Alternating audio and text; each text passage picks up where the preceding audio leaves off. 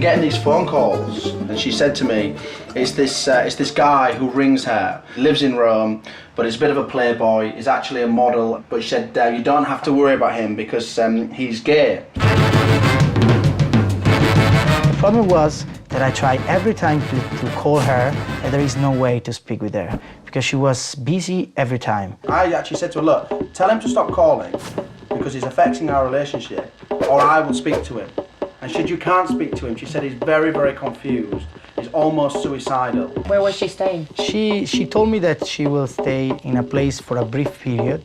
He's a friend of ex-husband, with him and with his girlfriend. After 10 days, she told me that she lives in Mark's apartment without Mark's girlfriend. And I said, why? Because she's in New York, she's a model, she's working. And I said, okay, but it sounds strange. And I said, okay, you and another guy, okay, I'm an open-minded guy, but not so open. So, Not that open. No, not a lot. And I said, okay, maybe I can fly there, I can meet you. And she said, no, because there is a big problem, I have to do a lot of things. Then I decided, okay, why don't you fly back again in Rome? For me, it's not a problem. And she said, okay. It was so strange, because the first time, no way to arrive in London, so simple to arrive in Rome. She broke down in tears, and she literally cried on the sofa, and she said, Mark, I need to tell you, I haven't told you the whole truth. And I thought, this is going to be bad news. And she said, a couple of years ago, I went to Rome and I met with him, and we went to a ski resort somewhere in Europe, and we got very drunk and we ended up having sex. And one night, they had a one-night stand, and apparently ever since then, this guy has been confused about his sexuality. He doesn't know if he's homosexual or if he's in love with Anya. I start feeling that there is a problem. But normally, if you fell in love with a girl, you cannot see the problem in front of you. There is a long and huge filter, maybe more than one, maybe 1,000, maybe 10,000, I don't know. And then she said, look, when I go to Rome, I'm going to tell him everything. I'm going to tell him about meeting you. I'm going to tell him that I'm going to come back to live with you. That was the plan? She was going to come back and live with you? Yeah. So when she went to Rome, I remember feeling, and I actually said to her before she got on the plane, I said, Anya, you are either, the most amazing person who I've fallen for, and this mad, intense, crazy relationship, or you're the best actress I've ever met in my life. And she looked me in the eyes, and she had a tear in her eyes, and she said, I'm not an actress, everything I've told you is true, and I do love you. And she gave me a big hug, and she got on the plane and flew to Rome. Now, I can't condone her actions, but, I kind of get her dilemma. I mean, on one hand, you have this funny, charming, charismatic Brit, Mark, and then on the other hand, you have this super intense, passionate Italian, William. I mean, come on, what's a Polish girl to do?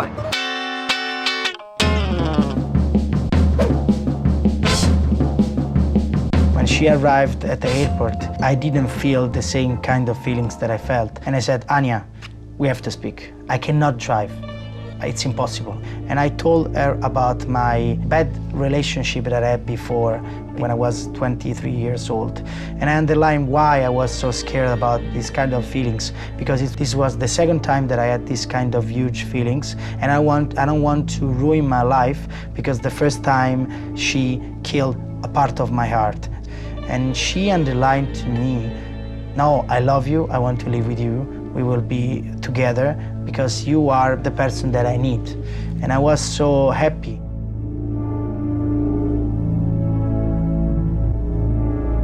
We arrived at home. It was 3:00 a.m. She had a problem with the mobile phone. So I went upstairs, picked up the cell phone, and I did something that I know that is wrong. I decided to check the mobile phone, because when you read the message that our bed is empty without you, I love you, Mark, sounds that is a little bit strange. And I couldn't breathe. I was in front of her with the mobile phone open, and I said, you told me that you love me? Look this. And she realized which kind of message that there were millions and millions of messages like this. And I walk outside. She ran to try to say, no, wait. And she was telling me, no, wait, I have to explain. And I said, what do you have to explain? And she starts crying in front of me. She starts saying, please, you have to believe me. I love you. I want to stay with you. And I said, yeah, you want to stay with me? But maybe you want to stay in the bed with Mark. She said, no, because I was drunk. It was only one time that I had sex with him. And I said, only one time with him? And I said, yes. After 50 minutes, one time became few times.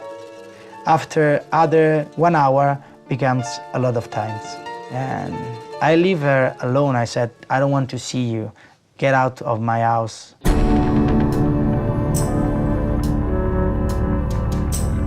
Seven o'clock in the morning, the house phone is ringing. I answered the phone and it was this guy. And he said, this is William, do you know who I am? And I said, yes, I do. I said, you're Anya's friend. He said, is that what she told you? I said, yeah, and he goes, oh, well, you might like to know that she's also been my girlfriend. She came to Rome to see me last month and spent 3 days with me, and she slept with me this time. And I was like, oh anyway, my gosh. And he said, I'll call you back in 5 minutes. Anyway, the phone went dead, so I'm just sat there thinking, what is going on? This was like some kind of sick joke. He told me what she said about me, everything connected. We start speaking about when did you meet? When did you meet her? I've been seeing her since the 7th of March. Really? Me too. I met her on March the 7th, and we started laughing. We compared our stories, and it was like almost like a mirror image.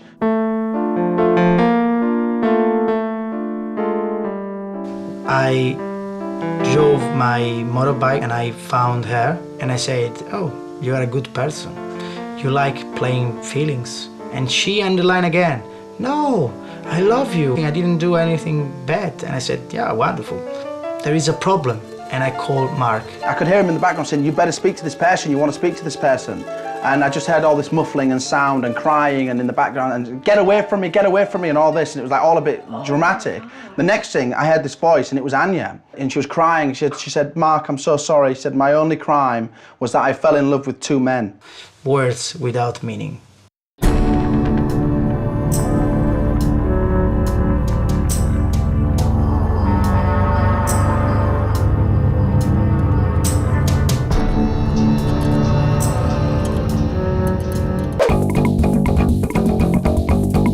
Wow, it's wonderful. I'm the boyfriend of Anya, you are the boyfriend of Anya. Maybe there are other boyfriends all over the world. Who knows? Anya had, her ex-husband was called Marek. The brother, his name is Marek. And obviously that's Mark, isn't it? So, if you were me, can you start thinking that maybe Marek brother, Marek husband are the same? But William was convinced that there was just one guy who was her pimp. And we called him the Husbrother. That was his nickname. The Husbrother. Right, because we didn't know. And we were convinced that all these text messages were the same guy because it always was to Marek. Kochanie, wszystko jak najlepsze, w porządku. If this is a brother, that's a very close relationship. But then he told me she's a high-class prostitute. She tracks Westerners down. He said, do you think we're the only ones? Do you think we're the only people? There was like an Anya connection, I don't know, all over the world. 2 more Marks targeting Westerners. What a tangled web she's woven. But a high-class prostitute, that might be a bit of a stretch. Still, I think I might want some payback.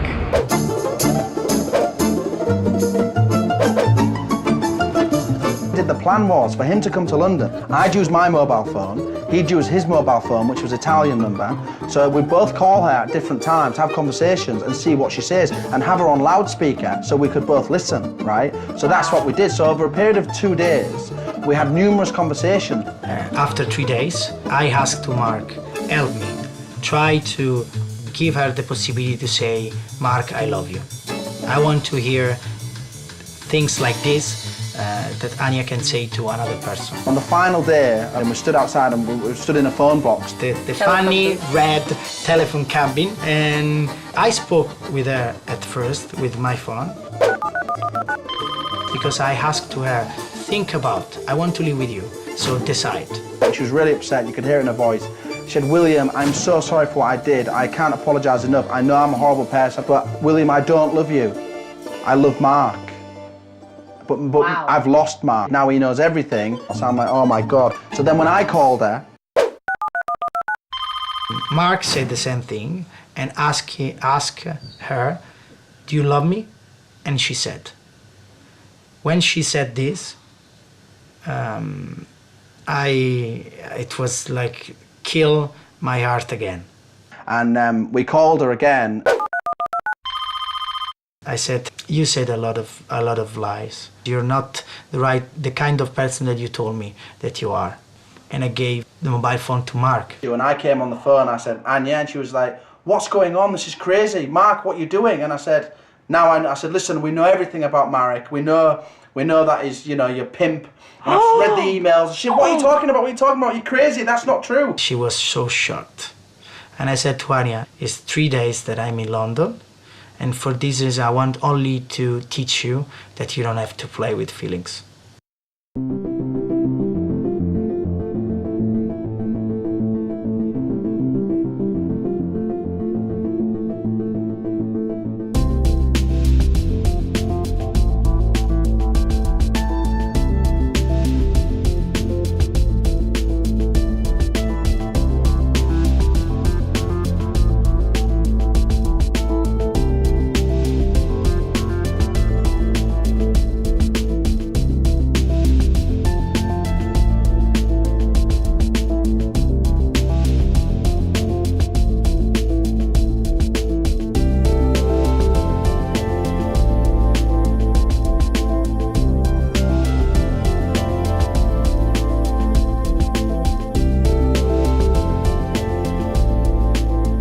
About this whole story, and she said, you know, I just want to forget it now. It's over. I made a mistake. I'm really sorry. She knows she hurt people, so you know, I think she learned her lesson probably. You think she did? Yeah, I think so.